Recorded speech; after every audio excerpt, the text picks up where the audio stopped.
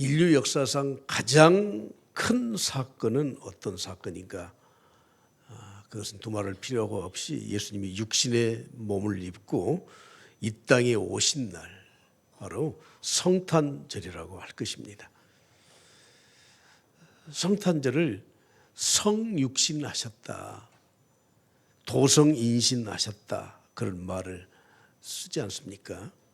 육신의 몸을 입고 이 땅에 오셨어요. 그것이 성탄절이에요.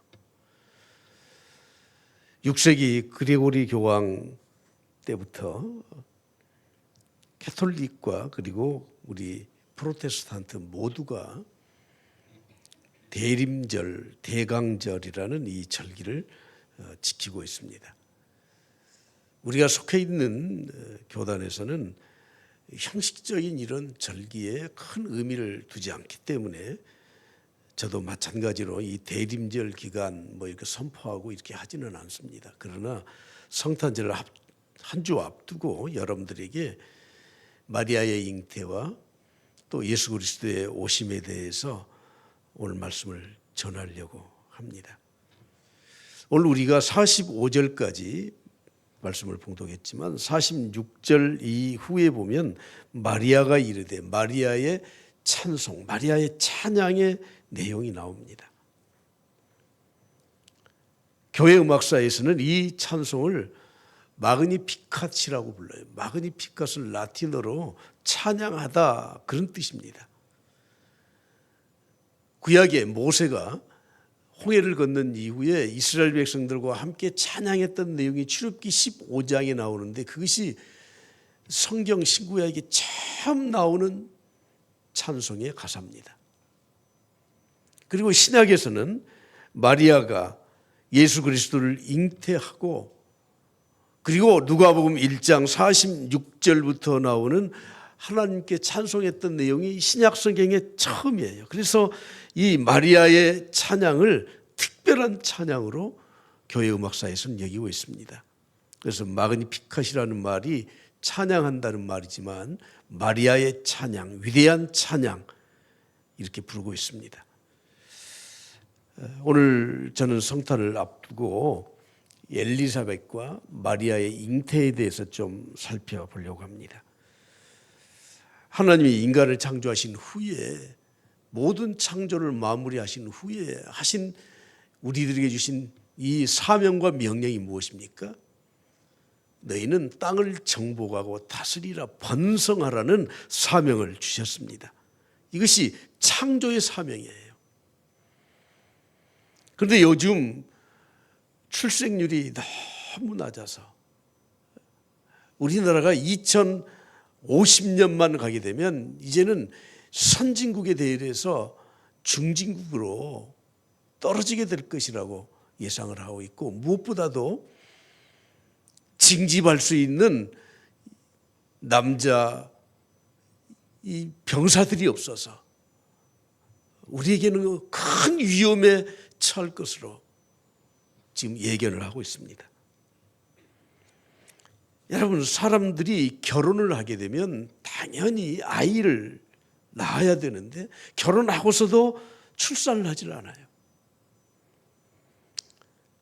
저는 오늘 여러분들에게 이 출생에 대해서 참 너무나 고리타분한 말씀은 드리지 않으려고 하지만, 그럼에도 불구하고 우리가 지금 하나님의 섭리와 창조의 역사를 지금 거스르고 있다 하는 생각에는 변함이 없습니다. 요즘 환경과 호르몬과 또는 이 약의 잘못된 복용, 그리고 패스트푸드와 같은 이런 식생활이 오히려 임신을 하는데 많은 방해를 하고 있는 시대에 우리가 살고 있습니다. 그리고 구조적으로, 생물학적으로 불임과 난임을 가지고 있는 여성들에게 의학적으로 임신할 수 있는 많은 방법들을 제공하고 있음에도 불구하고 요즘 정말 아이들 보기가 너무너무 귀한 시대에 우리가 살고 있지 않습니까? 제 위에 선배 목사님이 좀 유명하신 분인데 이제는 은퇴를 하셨습니다. 아버님이 목사님이고 오영재가 목사예요. 오영재 목사. 그러니까 육부자가 목사님이에요.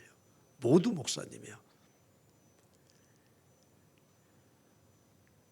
근데 이 권성수 목사님이 제가 신학을 좀 10년 쉬었다가 신대원에 다시 공부를 했더니 미국에서 공부 마치고 오셔서 교수를 하시더라고요. 유학생활 동안에 가장 힘들었던 게 있대요. 그게 뭐냐면 아이를 출산하지 못하는 거. 필라델피아 웨스트민스터 신학교에서 공부를 하는데 친구 목사님들은 동료들은 다 결혼해서 아이 낳고 주말이면 손잡고 그렇게 행복하게 사는데 자기 부부만 7년 동안 아이를 못 낳으니까 필라델피아에 있는 유명한 불임의사 닥터 제롬에게 가서 진찰을 받았더니 아이를 못 낳는데 그 원인을 모르겠대요. 사모님이 가서 진찰하고 뭐 이렇게 하면서 2-3시간을 밖에서 기다리는데 너무 수치스러웠대요.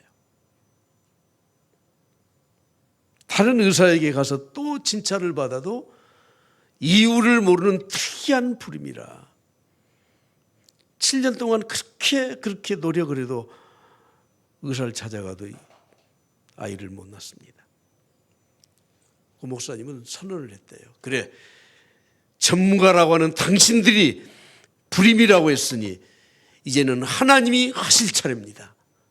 속으로 이렇게 선포를 하고 한국에서 친정에서 가져온 한약들 다 버려버리고 하나님 앞에 기도하기를 시작했다는 거예요. 의학적인 것 다 포기하고 기도하기를 시작했어. 근데 기도에 응답이 없어요. 마지막 100일 동안 작정하고 기도를 했습니다. 근데 기도 중에 정말 하나님이 우리 부부를 사랑하신다 하는 확신이 들고 하나님을 만나주시기 위해서 오랫동안 이 불임을 통해서 지금까지 하나님이 역사하셨다는 확신이 드는 순간에 그 깨달음이 있고 바로 임신을 하게 되었다고 하는 거예요. 여러분, 그건 뭐 성경이나 나오고 그건 우연의 일치로 그런 것이라고 생각하십니까?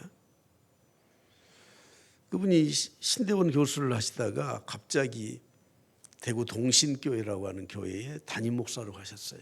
그래, 목사가 목회의 꽃은 목사의 꽃은 목회지 내가 신대원에서 실력이 있는 교수 이걸로는 하나님의 부르심에 합당하지 않다. 대신 뭐 출강은 하겠죠. 그리고 가서 했던 일이 무엇이냐면 출산율이 점점 떨어지는 그 15년 전이니까요. 아이들만 위한 교육위원, 특별 교육위원을 따로 교회 안에 두었다는 거죠. 그러면서 성도들에게, 젊은 청년들에게 너희들 결혼해서 아이 낳아야 된다. 이게 창조의 하나님의 뜻이다.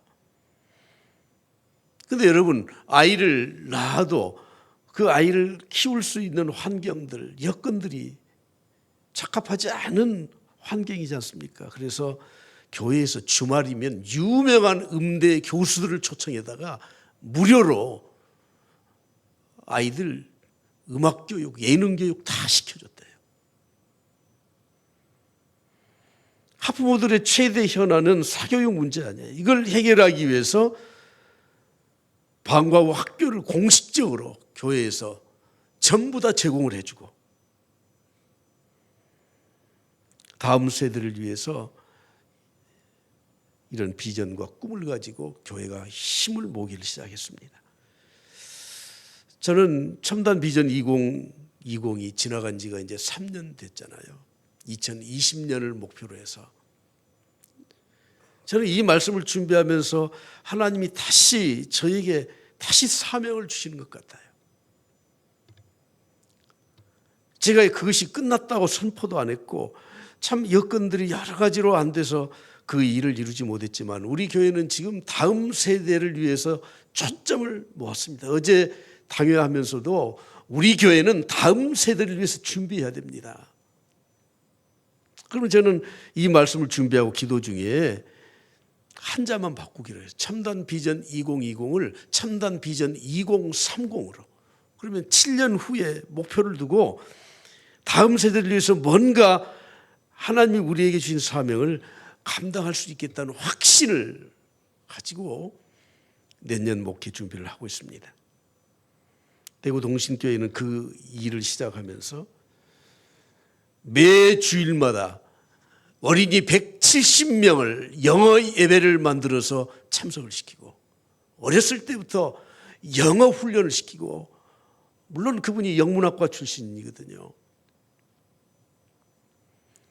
영어 예배를 통해서 선교사로 파송이 되고 모든 세계 각국의 이 글로벌 시대에 교회에서 인재를 만들어 내자고 하는 마음으로 영어 예배를 어린 아이들에게 시작을 했다는, 170명이 참석을 하는.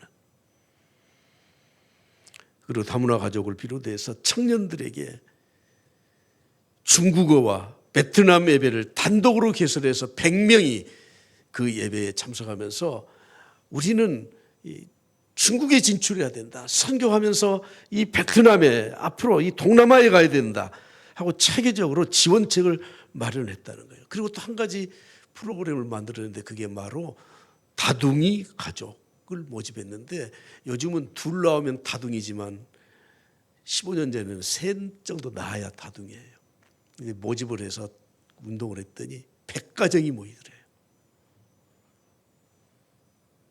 부목사님이 11명의 자녀, 토탈 31명이에요. 그러니까 거의 셋은 낳아야 부목사로 사역을 하는 교회가 되어버렸어.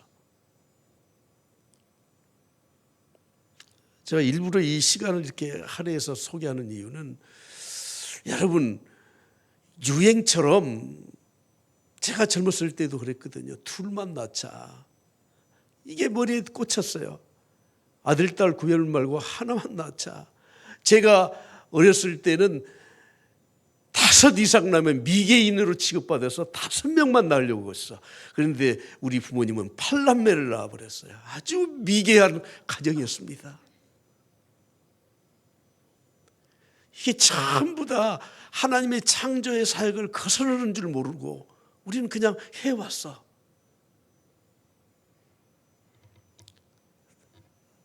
지금 심각하잖아요. 2030년 정도 되면은 이 징집할 대상의 이 남자들이 없어서 국방력이 갑자기 줄어든다는 거예요.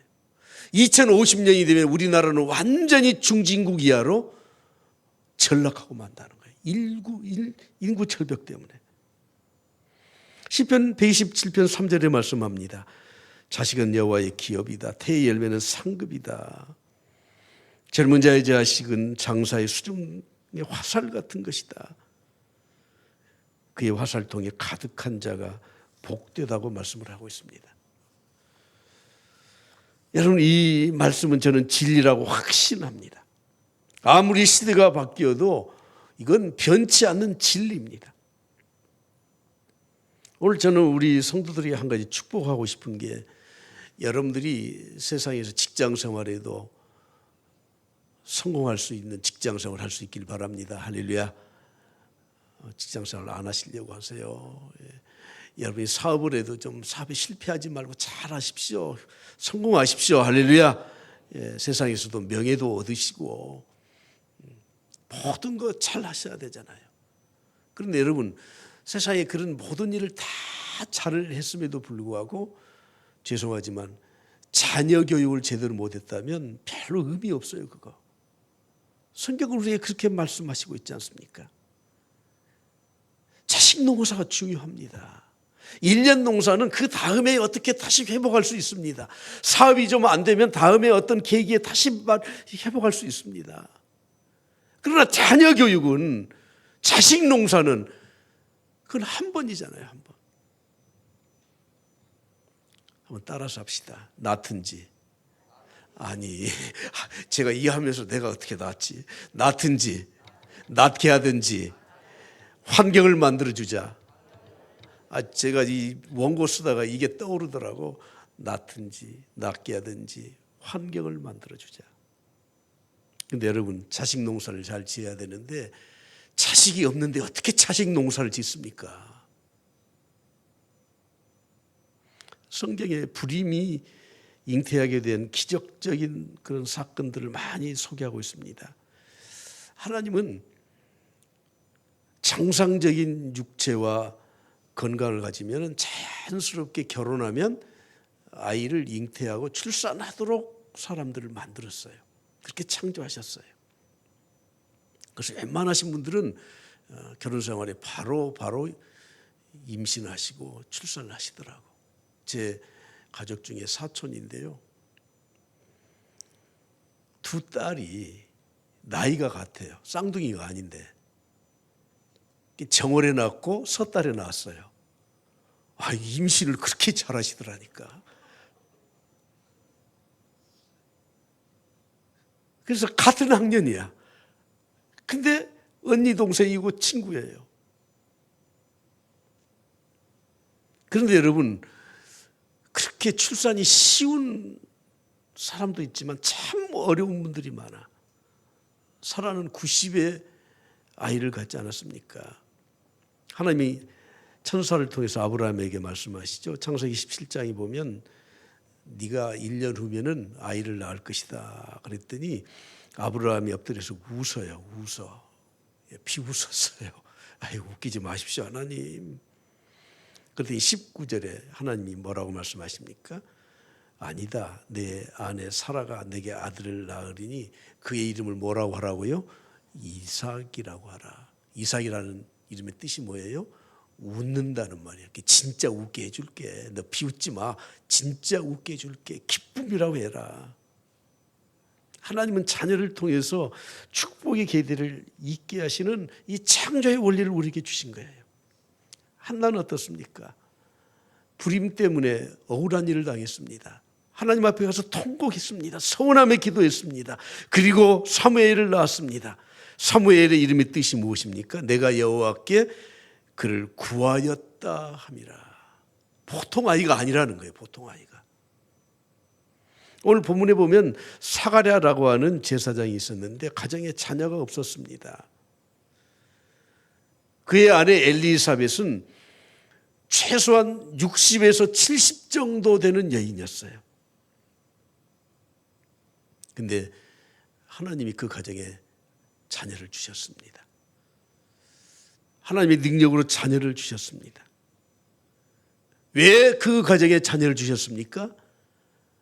하나님의 섭리에 따라서 메시아가 탄생하기 전에 메시아가 오실 길을 예비하는 선지자가 있어야 돼. 그래서 높은 산과 낮은 골짜기를 평탄케 하는, 복음을 전하는 모든 준비를 할 수 있는 선지자, 그것이 바로 세례 요한이었어요. 도저히 더 이상 아이를 낳을 수 없는 그 가정에 하나님이 세례 요한을 주셨다고 하는 거예요. 철학자 니체는 이렇게 말했잖아요. 우리 인간은 세상에 던져진 존재다. 맞는 말 같아요.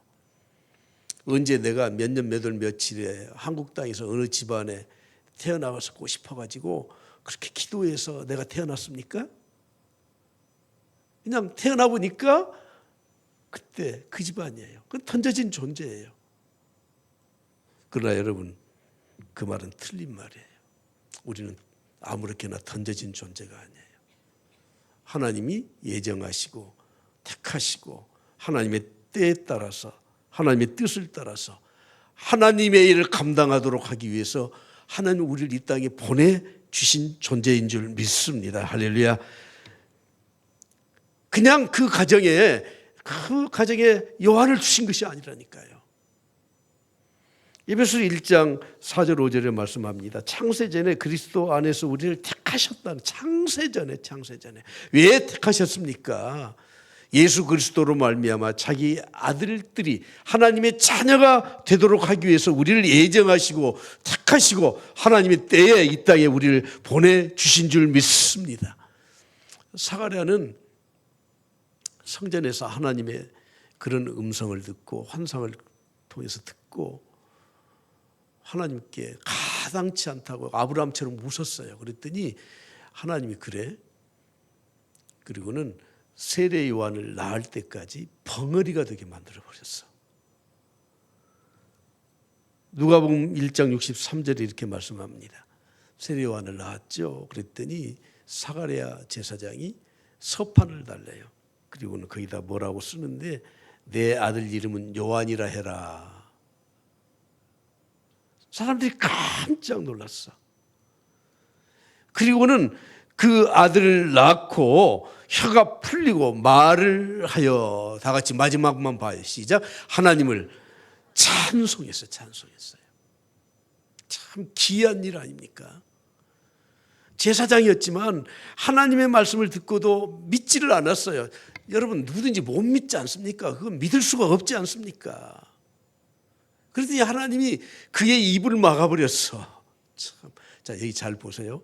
하나님이 하시는 일에 대해서 분명한 비전이 있고 뜻이 있는데 내 인간의 생각으로 안 해요, 못 해요. 그건 절대 안 되는 거예요. 함부로 말씀하시지 말라고. 그럼 여러분들의 입을 막을 수도 있어. 내가 겁주려고 하는 말이 아니라 내 인생에 그걸 내가 확신하고 볼 때까지는 내 인생의 길을 막으실 수도 있다는 걸 아셔야 돼요. 놀라운 하나님의 뜻이 있었습니다.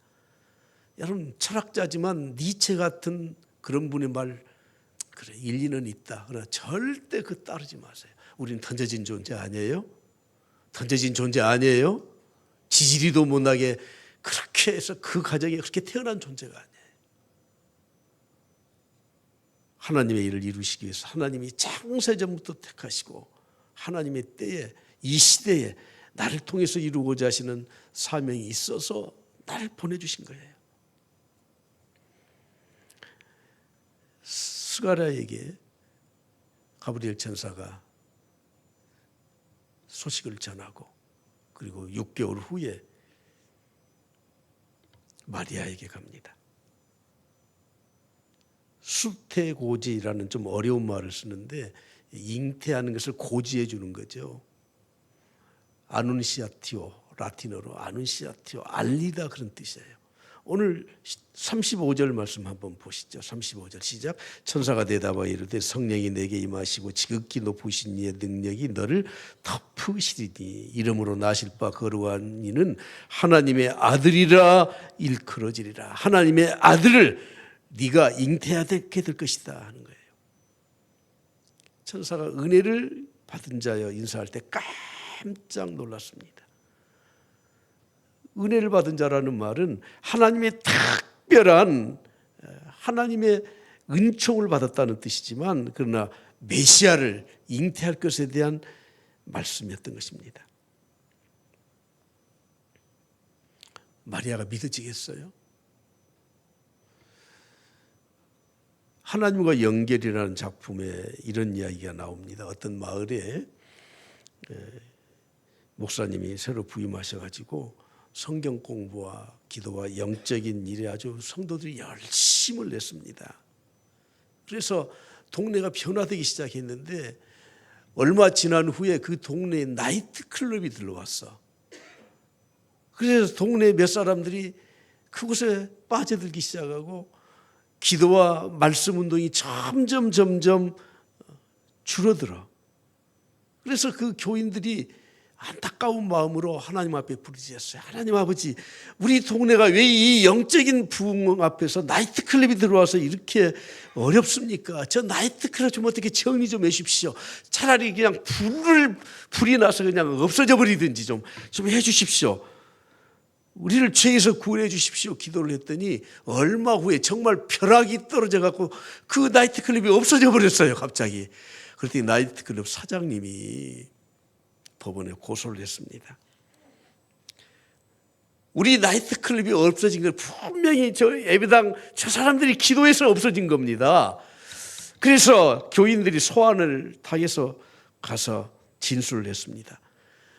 아니 우리가 기도했다고 나이트클럽이 없어져요? 그럴 일은 없잖아요. 판사님도 생각을 해보십시오. 그 말도 또 맞는 것 같아. 판사가 판결문을 이렇게 썼습니다. 이번 화재의 책임이 과연 교회에 있는지 확신할 수 없지만 이상한 것은 나이트클럽 사장은 기도의 능력을 믿는데 성도들은 기도의 능력을 믿지 않으려고 부인하고 있는 것 같다. 어떻습니까? 여러분, 우리 기도하잖아. 하나님 말씀 믿는다고 하잖아요. 근데 실제 나에게 그런 환경이 부딪히면은 그럴 리가 없다는 거예요. 그럴 리가. 오늘 저는 이 엘리사벳의 잉태도 하나님의 능력이지만 마리아의 잉태는 그것과 근본적으로 다르다는 것을 오늘 저는 본론이자 핵심으로 꼭 말씀드리고 싶습니다. 엘리사벳은 나이 60, 70이 되어서 고목나무 같은 사라와 같은 그런 육체의 조건을 하나님이 회복시키셔서 잉태를 하게 된 겁니다.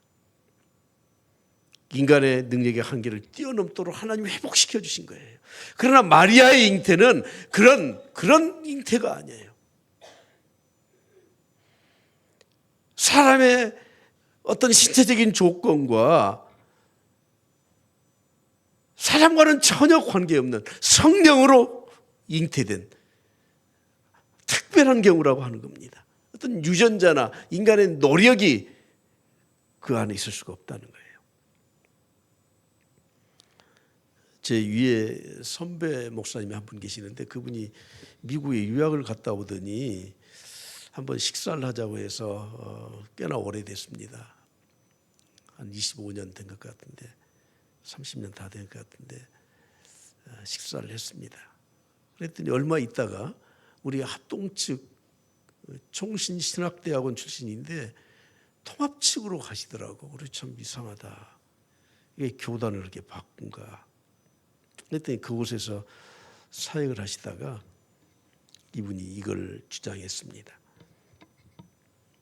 좀 이 성도들이 평신도들에게 이 용어를 쓴다는 것이 조금 좀 그렇지만 마리아 월경설이라는 걸 주장했습니다.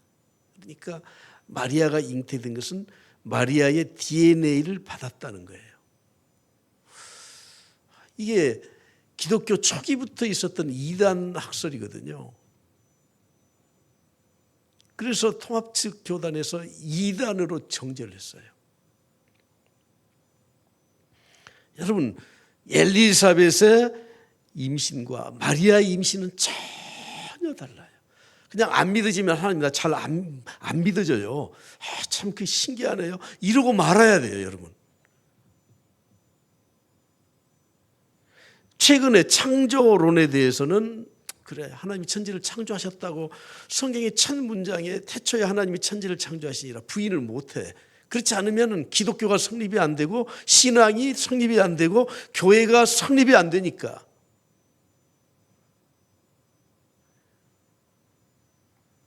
근데 최근에 창조론을 믿는다고 하면서 진화 창조론을 주장하는 신학자들, 학자들이 너무 많아졌어요.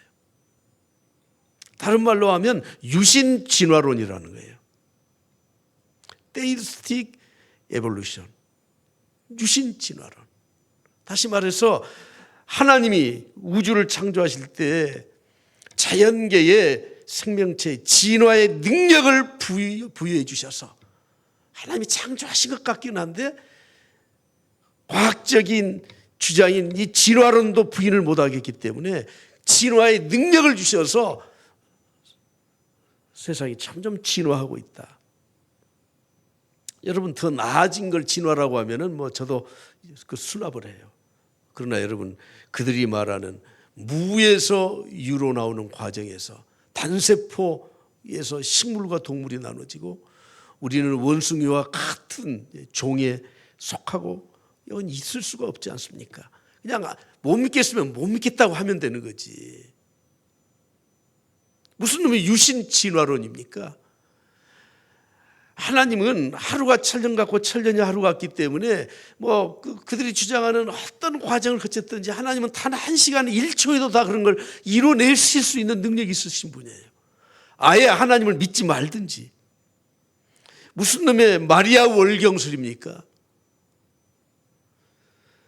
오늘 저는 여러분들에게 정신 차리라고 말씀드리는 거예요. 예수 그리스도는 인간의 DNA, 마리아의 DNA를 갖고 태어나신 분이 아니에요. 육체를 입으셨어요, 분명히. 그러나 그의 DNA를 가지고 태어나신 분이 아니에요. 누가복음 1장 34절 35절에 마리아가 나는 남자 알지 못합니다. 어떻게 내가 임신을 할 수 있습니까? 천사가 이렇게 말을 합니다. 성령이 내게 임하시고 지극히 높으신 이의 능력이 너를 어떻게 하겠다고요? 덮으시리니. 덮으셔요. 덮으셔. 인간의 이성과 지성과 상식으로는 마리아도 이해가 안 됐어요. 그러나 이 말씀을 듣고 무릎을 꿇어요.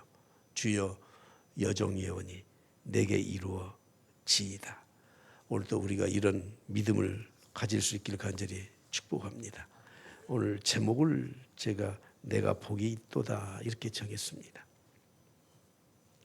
마리아는 이 수태고지의 천사의 말을 듣고 이제 수납하고 받아들이고 첫 번째 했던 일이 무엇입니까?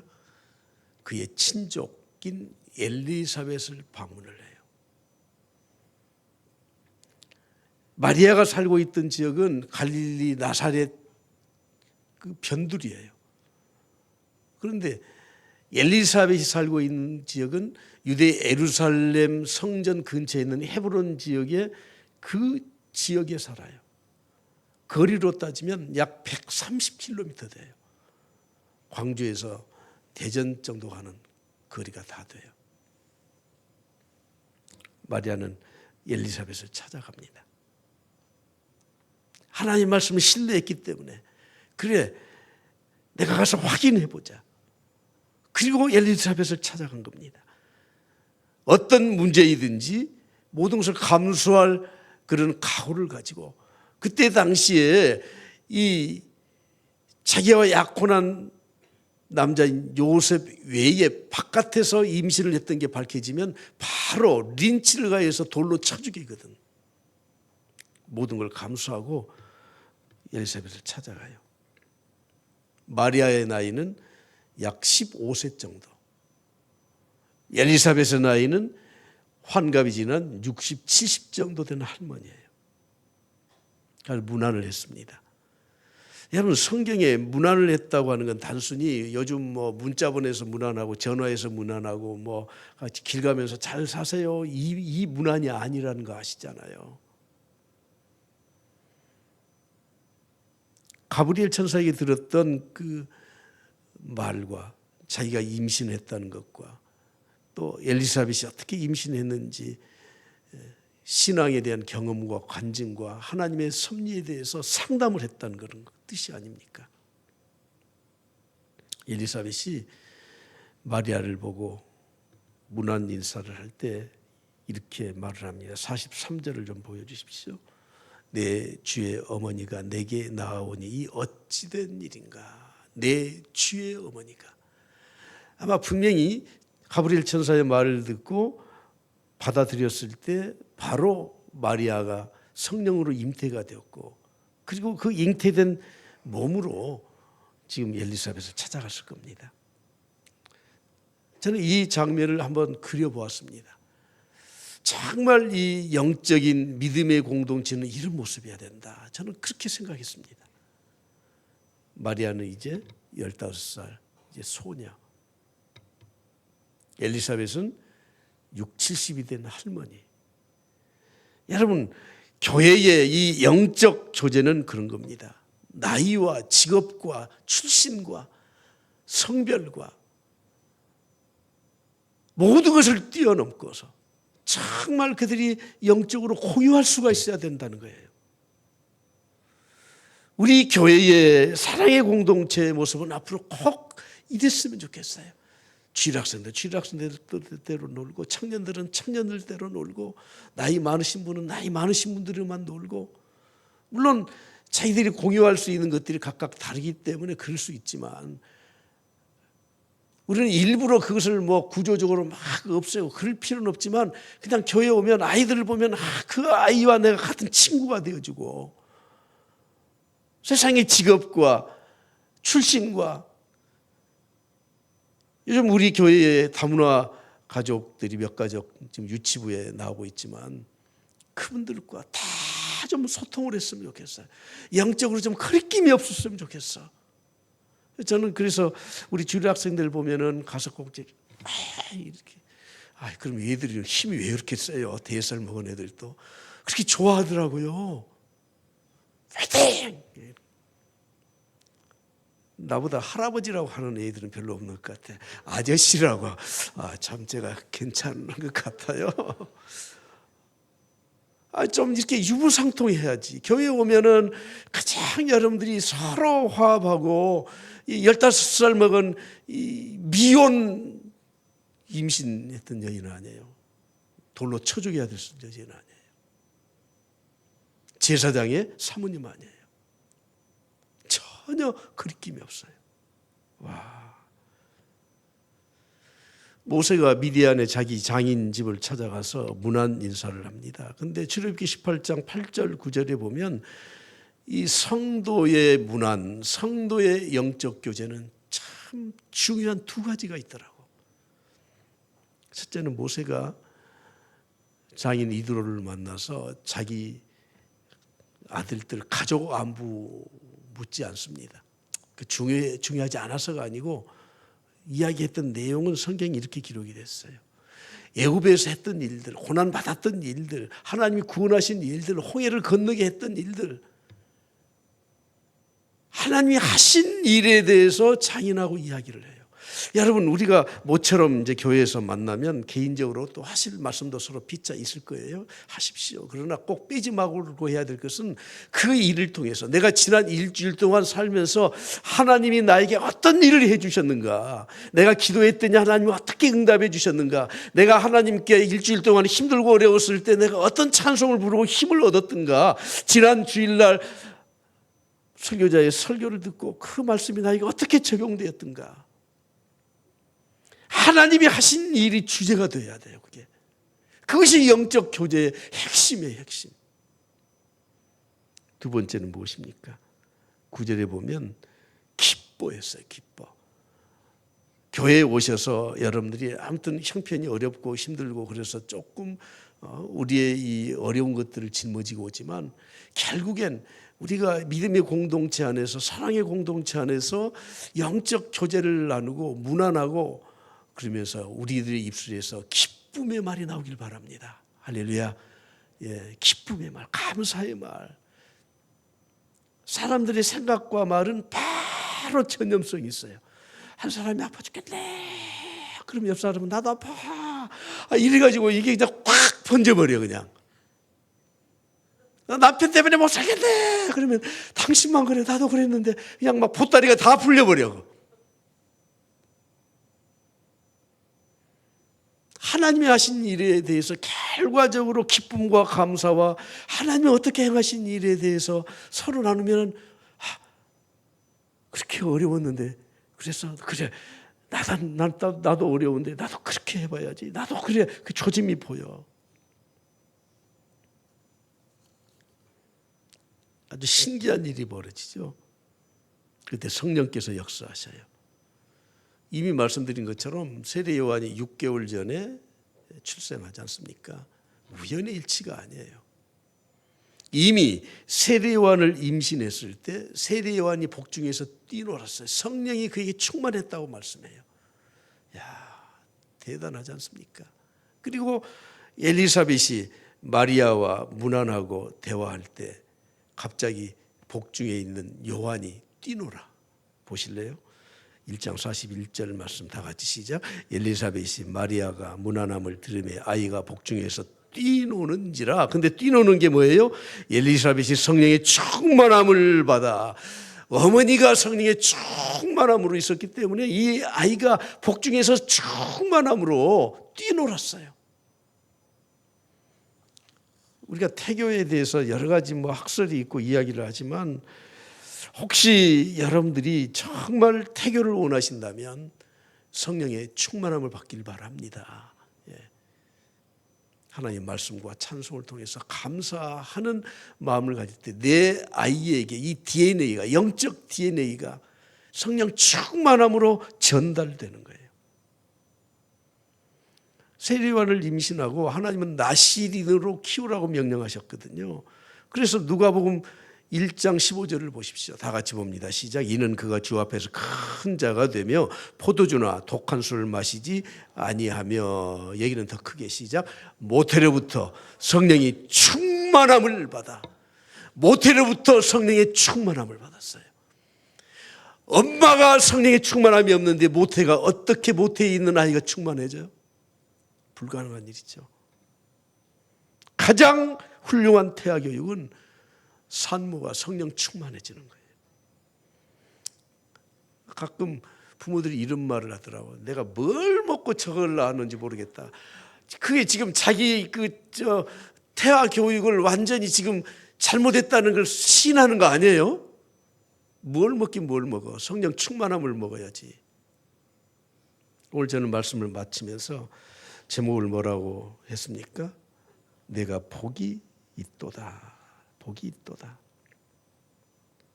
여러분, 오늘 저는 결론으로 세 가지 간략하게, 내가 복이 있도다. 나는 복 있는 자다. 우리는 복된 사람이다.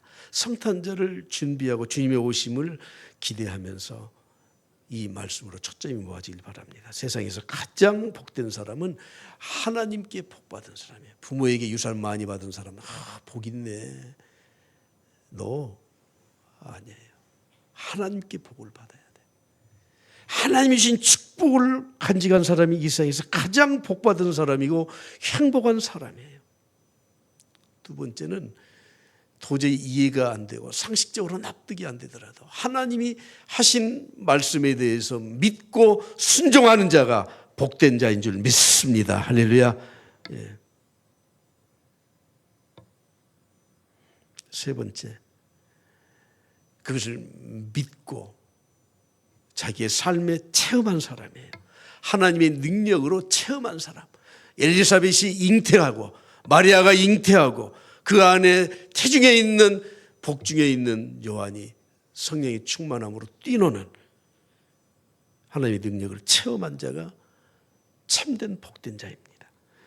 오늘 저는 21세기에 사는 우리 성도들이 이런 하나님의 은혜를 다 체험해서 이번 성탄절에 하나님의 역사와 능력이 나타나는 복 있는 성도들로 살아갈 수 있기를 간절히 축복합니다.